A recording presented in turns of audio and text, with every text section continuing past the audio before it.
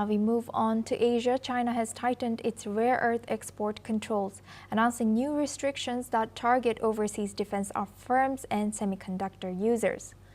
The move adds 5 more rare earth elements to the control list and expands rules on mining and refining equipment. Under the new regulation, foreign companies that use Chinese materials will need a license to export their final products. The timing comes just weeks before a face-to-face meeting between U.S. President Donald Trump and Chinese President Xi Jinping in South Korea. China is the world's largest rare earth producer with over 90% of the world's supply. The new restrictions could impact everything from electric vehicles to military radars. Now for this discussion, we're joined by Dr. Satoru Nagao. He's a fellow at Hudson Institute, joins us live from Tokyo. Thank you very much, Doctor, for joining us. Now, looking at this news that has just come in, who do you think will be hard hit? When we remember what happened between US and China, especially the tariff negotiation, we can remember how important the rare earth negotiation is. Because in the beginning of this year, in the spring, US and China raised the tariff each other, and in case of the United States, it has reached 145%. But after that, they agree, and one kind of the ceasefire has happened, and postpone the negotiation until the next November. Now they are talking to reach agreement in the next month, so that's why this is the time of negotiation. But why it has happened? Because when China restricts export rare earths to the United States, that was the timing they temporarily, one kind of the ceasefire has happened in the spring. So that's why this rare earth is the key of the negotiation.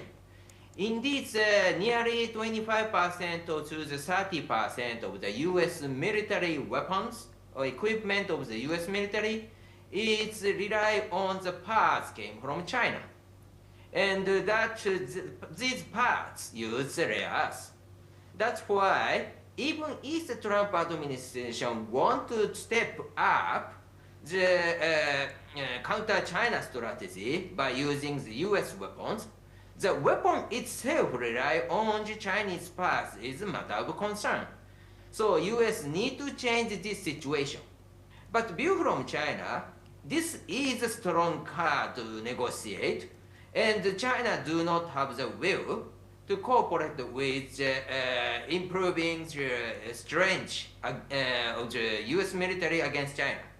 So in this case, restrict rare earths to the US military forces is beneficial for China, and so that's why this time they try to restrict the export rare earths to the US military. That has happened. So there is a possibility this could be the strong card in the negotiation. Yes. But at the same time, even if this is a strong card, there is also a possibility that China will not back down in this case because the US weapon is enemy's weapon for China.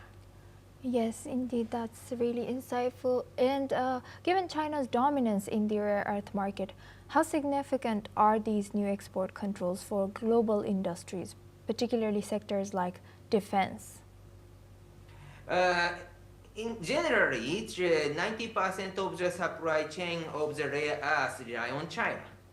So that's why, of course, case by cases are a little bit different. In case of Japan, Japan has already reduced rely on China is from the 90% to the 60% now. So that's why some countries are improving their situation. But anyway, 6% means more than half. And Japan's case is far better than the other countries. So generally, the people believe that 90% the supply chain of the rare earth is came from China. So that's why if China try to stop providing the rare earths to the other country, of course, this is one kind of the choke point of the choke point of and the strong card in the negotiation. So why such kind of situation has happened? Because when they developed mines, China is rule related to the environment, so more easy to get and with lower cost. So that has happened, and China has already dominated this supply chain of the rares. So there are the mines in the other country, that's true, but at the same time, developing this mine is expensive, too expensive in the past. So that's why, and China control the prices. So if the other country try to dig the mines, in this case, China try to increase the production and decline the prices. So the investors withdraw from this new project in other country to get the new mines. So that's why China dominated rare supply and the price of the rare. So that's why they have such kind of strong card now. Right. Thank you for sharing that, Dr. Satoru. Please stay with us as we come back to you. And now we stay on this topic. Meanwhile, the European Commission has voiced concerns over China's new export controls on rare earth technologies and mineral materials. EU trade spokesperson Olaf Gill has said that the Commission expects China to remain a reliable partner and provide stable, predictable access to critical raw materials. Let's in fact listen into what EU spokesperson has said. We are concerned by this announcement. We are studying the details. President von der Leyen and President Costa discussed these matters in detail with Chinese President Xi Jinping and Premier Li Qiang during the EU-China summit held in Beijing this July. At the summit, they agreed to upgrade the bilateral dialogue on trade to enhance transparency and establish guarantees for European companies, particularly in the supply of permanent magnets and rare earth elements. The Commission expects China to act as a reliable partner and to ensure stable, predictable access to critical raw materials. Now we go back to our guest discussion with Dr. Satoru Nagao. He's a fellow at Hudson Institute, joins us live from Tokyo. Thank you very much, Doctor, for staying with us. Now, with the European Commission emphasizing the need for stable, predictable access to the critical raw materials, what steps can EU take to reduce its dependency on China? And do you see this how do you see this impacting the EU-China relationship? Firstly, they need to find a new source of the rare earth is needed, but 7 to 10 years development of the mines is needed. So this means that this is not the immediate solution. But anyway, they need to do that firstly. But at the same time, we should remember the fact that China restricts rare supply not only against the United States but also the other countries, the EU, Japan, the other country also. So that's why this restriction is not just for the US-China negotiation. This is a restriction for all other countries. So China realized that maintaining the dependence on China is strong diplomatic card, and they try to show their influence by using this dominance of the rare supply. So that's why they try to do that. But view from this, it is clear that the age of the global free trade has ended. Because after the Cold War, the cost-effective way is a priority, not a friend or enemy in the politics. So but now the friend or enemy in the politics is matter. China try to use this one as a diplomatic card. And of course, tariff negotiations also happened, and restriction of the rares has happened.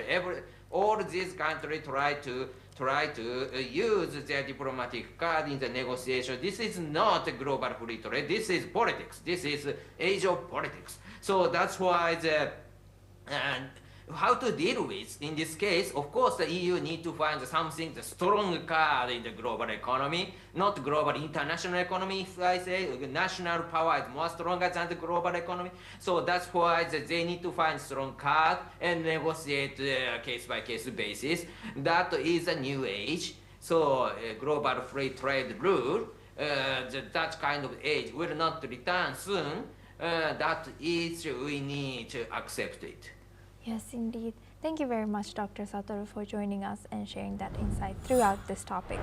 Now we move on to Europe. Hungarian author Laszlo Krasznahorkai has been awarded the Nobel Prize in literature for his compelling and visionary oeuvre that reaffirms the power of art in the face of apocalyptic terror. Krasznahorkai, born in 1954, is best known for his first novel, Satan Tango, which was adapted into a critically acclaimed 7-hour film by Hungarian filmmaker Béla Tarr. His works often explore themes of absurdism and grotesque excess, and he is considered a major figure in the Central European literary tradition, drawing comparisons to writers such as Kafka and Thomas Bernhard. In addition to the Nobel Prize, Krasznahorkai has won numerous literary awards, including the 2015 Man Booker International Prize. His most recent works include Herschel 07769, which depicts social unrest in a small German town. He's the second Hungarian author to win the Nobel Prize, following Imre Kertész in 2002.